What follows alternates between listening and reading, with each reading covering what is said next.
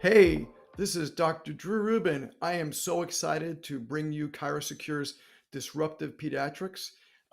Thank you so much for ChiroSecure for having us with you guys. Pediatrics, I think, is the wave of the future. What I have noticed in my office since the pandemic, we're seeing more kids than ever before, and more kids that are what we would call neurodivergent, more kids with autism, ADHD, learning disorders, other kind of things. So today I wanted to do something. I want to go back to basics instead of doing these interviews, which I've been enjoying, but I want to go back to basics and make sure we all know some very simple, basic neurological exams to do on all these different kids. So I'm going to kind of fly through this today, but I think it's going to be so important for you to understand that when we're looking at these neurodivergent kids, we have to look at neurology. It's not just about looking at their posture. It's not just feeling their spine, right? That's all important stuff. It's all chiropractic stuff, but it's not it. We have to take it one step further and go into their neurology and check what their nerve system is doing, because that nerve system tells us where they're at, where their brain is at, how their nerve system is functioning. So let's go to the slides. Thank you. And I am super stoked to talk to you about what I call the three keys, or the core pupils and primitive reflexes. These three keys are the things we need to be looking at when we're talking about looking at neurology. Now, there's so many more tests. There's so many more things that we can cover. I'm only going to cover some basics because I want to give you a taste of this. And then once you kind of really get into this, then you can start discovering more and more and more. But the core is absolutely critically important, because the core, if you've got a kid, as an example, who has hypotonia and they're very weak and they can hardly hold their heads up, right? It's not just because their head is weak, right? It's because their whole core is weak. And part of the core is the occiput. Part of the core, in my opinion, as the way I look at it, is how are they able to hold themselves up like this? So we need to look at the core, and we're going to examine not just their stomach, right, muscles, and how that's the core isn't just the stomach. The core is really like their spine and all the central stuff in the middle. So we need to examine their core and see how well they're doing. And I'll show you how to test for that. The pupils, critically important. The eyes probably are something like 50% of the brain, at least from what my research. 50% of the brain power has to do with something to do with the eyes. So we've got to look at kids' eyes, and it's one of the big missing links that I see in chiropractic pediatrics, that a lot of people don't look at kids' eyes. And number three is reflexes, primitive reflexes, critical stuff that Dr. Melillo really first introduced me to, and Dr. Monica Berger talks about quite a bit. One of our other ChiroSecure people. So primitive reflexes are important, because in the beginning, when a baby is a little bitty munchkin, a couple of weeks old, I just saw a 3-day-old baby yesterday. It was so cute. These kids have all their primitive reflexes, but then they go away. They kind of get tamped down as the brain kind of starts serving and growing up like this. Top-down regulation starts and tamps them down. But what happens if they don't? What happens if those primitive reflexes don't get tamped down? I saw a kid yesterday on the spectrum. Every one of the primitive reflexes we're going to go over today was positive, and he's 6 years old, right? And having trouble speaking and having trouble walking with balance issues. Absolutely critical for this kind of stuff. So that's what we're really going to talk about right now. So let's get to the meat of this core.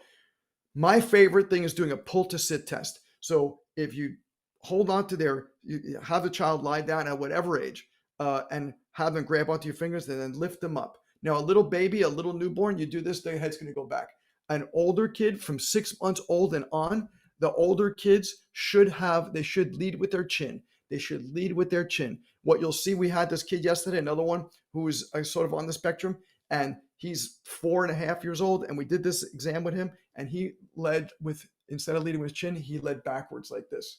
So we pulled him up and his head went backwards. Instead of coming up like this, his head went back like this. So, and if you see there on the bottom of the PowerPoint slide, when if your head doesn't go forward like this, when you pull to sit, this indicates not just a weak core, but also a weak occiput, a weak proprioceptive input in that upper cervical area. So that's the first thing we want to do, is check this pull to sit. That's a great way to test for infants and for older kids, for 4-year-olds, for 10-year-olds. I've even tested this on a 20-year-old adult a couple of weeks ago, who's adult person on the spectrum, and he had issues with this. Instead of pulling up like this, his head went backwards.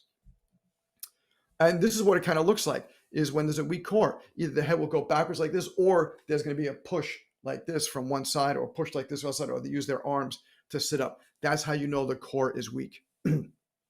Pupils. I cannot begin to tell you how important pupils are. Almost every single kid who comes in with some neurodivergent issue, whether it's autism or learning disorders or whatever it happens to be, tics, seizures, instead of their eyes being like this, their eyes are turned in. Use your phone. Use your phone. What I'll do is I'll go like this. I'll bring my phone in the new patient exam and I'll put it onto my, the camera app, and I'll take a picture of it, and I could show you hundreds of kids' pictures in my phone where you'll see, instead of their eyes being like this, you'll see that their one of their pupils is in. They call it esotropia, when one pupil is turned in a little bit. What does that mean? It means their eyes are not tracking perfectly the same. So number one, we take a picture with our phone. Number two is we test tracking. We hold up some object like here's a paintbrush. We hold up an object and hold their chin and say, watch this, and then go like this and see what happens. See if they're able to track with their eyes, or if their eyes bounce around, or they close, or they go like this. There's all kinds of fascinating things that you're going to see. Not necessarily just nystagmus, but you're going to see some kind of eye movement that is aberrant, they're not able to track. Number three is convergence. So we once again hold their chins, and then we bring the object in, and we go like this, and I bring it close to their nose, not all the way to their nose, right? Because that's what make their eyes cross. We bring it about maybe 6 inches from their nose like this, and then go out, and we want to watch. Do both eyes converge equally at the same speed and are looking at the same thing? I'll see this a lot where kids, one eye will converge and one eye will not converge, or one eye will converge slower. Or I've even seen, or last week we saw one kid, one eye converge and one eye went out. That ain't right? That's called convergence insufficiency. So these are the kind of things we need to test, because nobody's testing these things. Nobody's testing these things. Because tracking, if you've got tracking issues, this could cause, amongst other things, if you've got tracking issues, it can have a dyslexia or dyslexia-like issue, because now the words are jumping on the page instead of being nice and straight across like you see there on the bottom. Convergence issues will also cause problems, because if you want focus, right? When you converge, you focus on something closer to you. If you can't, then things are out of focus. It makes it harder to read. So you have to ask these kids, like, do you like reading? Is one of my favorite questions. And a lot of these kids will say no. And if you have a kid who says no, they don't like reading, you got to ask the question. The further questions are, you mind if we check your tracking and convergence? You mind if I take a picture of your eyes, etc. And then reflexes, primitive reflexes. I call this the big five. You got rooting, Palmer, Gallant, Babinski, and ATNR, asymmetric tonic neck reflex. Must be tested on every kid in your practice. At least do the big five. Rooting reflex, as you might remember, when this is obviously a baby picture or baby cartoon picture, you're going to test from the lip to the ear like this, from the lip to the ear on both sides. When you're doing a baby, you're using your finger like this. When you're doing an older kid who's like a year old or older, you're going to use the paintbrush. You're going to use a reflex hammer. You're going to use some other object other than your finger, because a finger might be misconstrued as something tickly. So use the paintbrush. Use a reflex hammer. Use a tongue depressor. Use anything other than your finger. And you're going to test it bilaterally. And you want to see symmetry in these reflexes. You want to see them not there at all, right? In a little baby, you want to see it there. In an older kid or an adult on the spectrum, or adult ADHD, you don't want to see it at all. Number two is and it says 6, but that's because that was from these cute little cartoons, is the palmar grasp or the grasp reflex. So once again, you're going to use a paintbrush or some other kind of object, and you're going to go from the bottom of the wrist to the fingers, the bottom of the fingers, from the wrist to the fingers, from the wrist to the fingers, like this, testing it on both sides. You should see nothing. Nothing should be happening. But if they start to move or wiggle, that is a positive. They call that retained primitive reflex. Number 3 is Babinski reflex. So you're going to test, and obviously this isn't a foot, this is a hand, but just make believe this is a foot. So, and this would be the heel, and this would be your pinky toe. And you would go from the pinky toe side and then underneath the toes like this, either with the paintbrush or reflex hammer, etc. And you should see nothing. And sometimes the kids will go like this, and sometimes the kids will go like this. Sometimes the whole leg will pull back. That is a positive, a retained primitive reflex. The asymmetric tonic neck reflex. When they're a little baby, they would lie down and you turn their head to one side, turn their head to the other side. This is a primitive rolling reflex. With an older kid or adult, you're going to have them stand to do this if possible. If they can't stand, you can have them lying down. And ask them to stand up with their hands out in front of them like this and the eyes closed, and then you go behind them and then turn their head like this. We did this yesterday with a little kid, 4.5-year-old, and watch this, just whole body move side like this when I was rotating his head.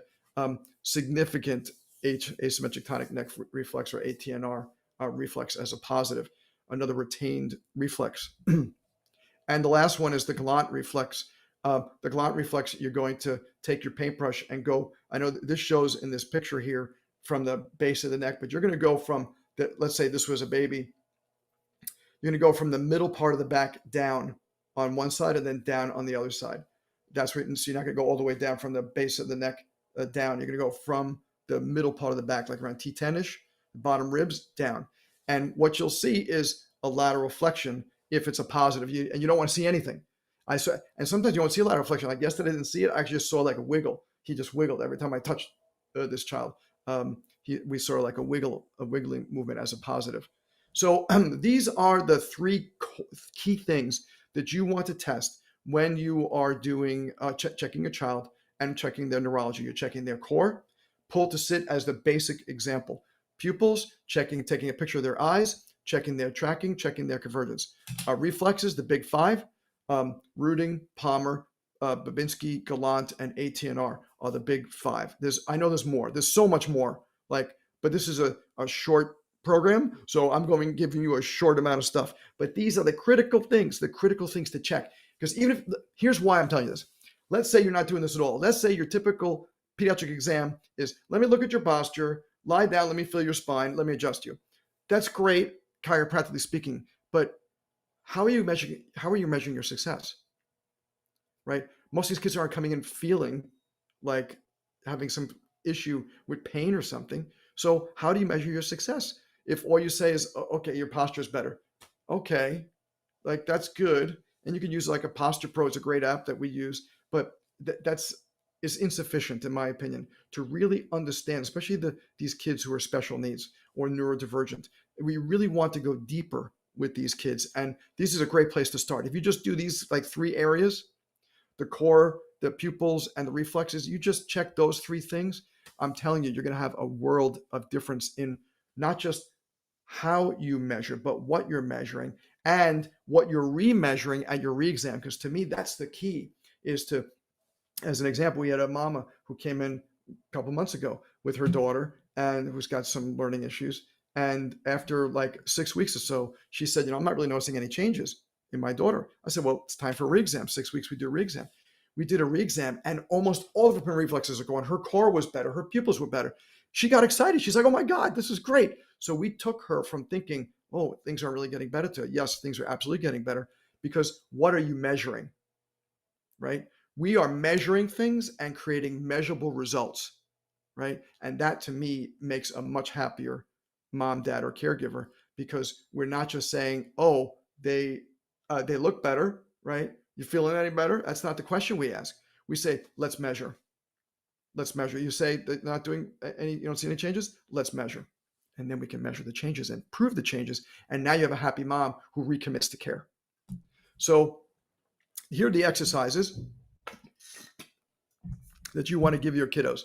You got the core, pull to sit. You just make them lift up. You see how the kid is going like this? That's what we call the head leg. We want to have them do this exercise over and over and over again, 10 times, a couple times a day, to build that strength so that his chin goes first instead of his head going first.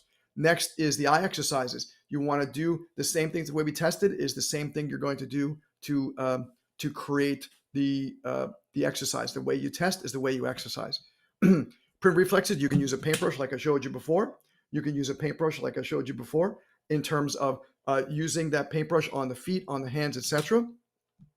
You can, with the Gallant reflex, you can have them do snow angels. With the ATNR reflex, you can have them do, walking, we call it the Michael Jackson, right? So the Thriller movement where it's lifting on one side, lifting on the other side like this. I love doing this sort of stuff. If you want to listen to a podcast, I have a phenomenal podcast where I've got almost 470 episodes. Now I'd love to have you listen to it. Next thing we want to talk to you about is our amazing polyvagal informed pediatric chiropractic seminar with Dr. Stephen Porges. Check it out over here. It is the first of its kind, working with Dr. Stephen Porges, who is an amazing author. I speak for the ICPA. If you'd like to check out some of our ICPA talks, here are some different ICPA talks that we do. We have to protect our kids. We have to adjust more kiddos. Thank you so much for tuning in. Thank you, ChiroSecure, for having us. Please let me know if I can help you in any way.